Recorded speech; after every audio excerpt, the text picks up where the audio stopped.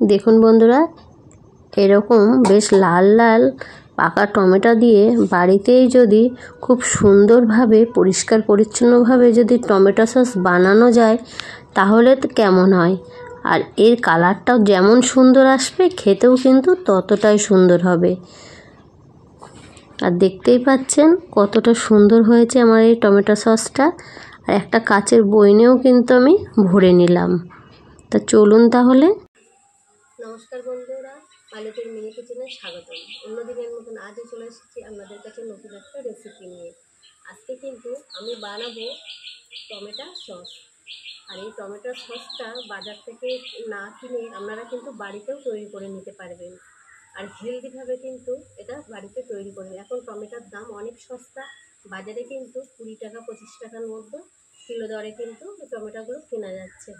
তা আপনারাও কিন্তু এই কম দামে কিনে 1 বছর ধরে এটা সংরক্ষণ করে রাখতে পারেন। আর 1 বছর ধরে কীভাবে আপনারা সংরক্ষণ করে রাখবেন সেই রেসিপিটা কিন্তু আপনাদের আজকে শেয়ার করব। তো পুরো ভিডিওটা দেখতে থাকুন। দেখুন বন্ধুরা, টমেটোগুলো কিন্তু আমি ধুয়ে পরিষ্কার করে নিয়ে এসেছি। এবার কিন্তু কেটে নেব। আর এখানে কিন্তু আমার 1 কিলো মতন পাকা টমেটো আছে। আর টমেটোগুলো কিন্তু খুব ফ্রেশ নিতে হবে, তাহলে কিন্তু আপনারা বছর জুড়ে সংরক্ষণ করতে পারবেন। একটু পচা নিলে কিন্তু চলবে না, কিংবা খুব পেকে গেছে তেমন নিলেও কিন্তু চলবে না। কোনো ফ্রেশ টমেটো দেখে কিন্তু আমি বেছে কিনে নিয়ে এসেছি। আর এখানে কিন্তু আমি কালারের জন্য আমি 2টো বিট দিয়ে দিয়েছি। এই বিট দিলে কি হয় বন্ধুরা, কালারটাও কিন্তু খুব দারুণ আসবে। আর সাথে কিন্তু আমি দিয়ে দেবো 2টো পেঁয়াজ, 1টা রসুন। এগুলো কিন্তু আপনারা দিতেও পারেন, আবার নাও দিতে পারেন। যারা নিরামিষভাবে তৈরি করবেন তারা পেঁয়াজ রসুনটা স্কিপ করতে পারেন। সামান্য পরিমাণে জল দিয়ে দিলাম কড়াইতে, দিয়ে কিন্তু এই সমস্ত উপকরণগুলো আমি তুলে দিলাম একসাথে, দিয়ে কিন্তু একটু ভালো করে সেদ্ধ করে নেব। একটা ঢাকনা দিয়ে কিন্তু বেশ 15 মিনিটের মতন ধরে আমি সেদ্ধ করে নিয়েছি। আর দেখুন টমেটোগুলো কিন্তু সব সেদ্ধ হয়ে গেছে। সাথে কিন্তু পেঁয়াজ রসুন ও বিটটাও কিন্তু সেদ্ধ হয়ে গেছে। আর বিটটা কিন্তু আমি 2 পিস দিয়েছি ছোট ছোট দেখে। আর দেখতেই পাচ্ছেন কত সুন্দর একটা কালার এসেছে। এবার কিন্তু আমি মিক্সচার জারে এটা কিন্তু পেস্ট করে নেব। 1 ঘন্টা পরে কিন্তু আমি চলে এসেছি।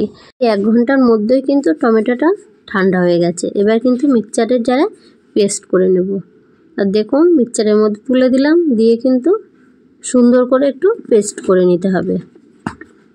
আর এই পেস্ট করে নিয়ে কিন্তু আমি একটা গামলা নিয়েছি, গামলার মধ্যে কিন্তু একটা নেট দিয়ে দিয়েছি। আর এই নেটের মধ্যে কিন্তু আমি সুন্দর করে একটু ছেঁকে নেব। আর এর খোসা কিংবা ভিতরের যে দানাগুলো কিন্তু থাকলে চলবে না।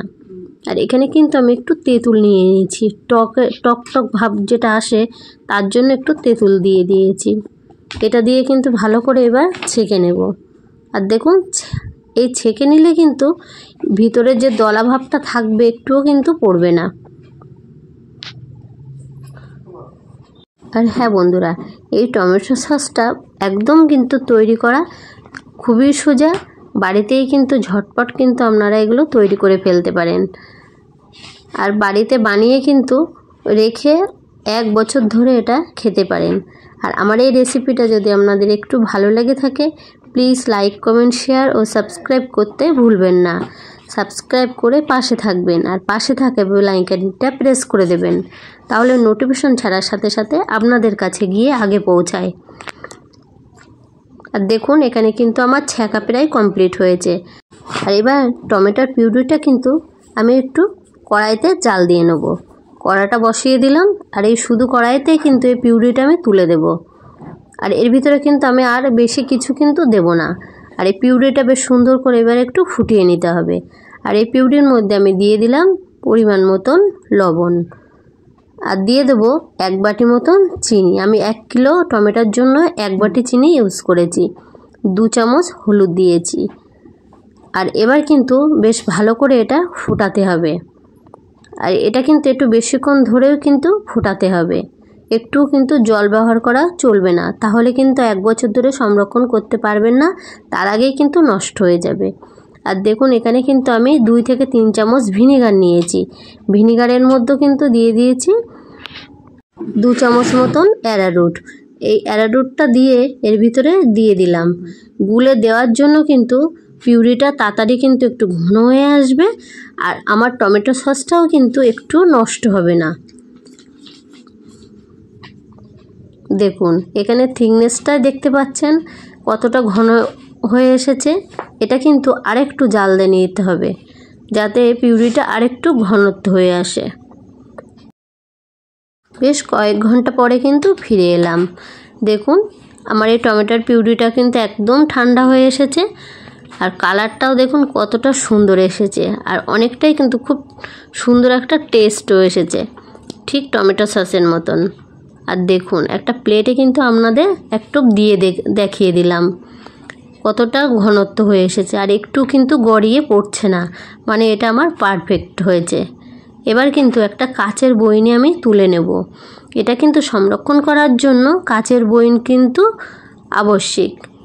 কাচের বয়ন ছাড়া কিন্তু আপনারা প্লাস্টিক পাত্রে রাখলে এটা কিন্তু ভালো থাকবে না, আর কাচের বয়নে রাখলে কিন্তু টমেটো সসটা ভালো থাকবে।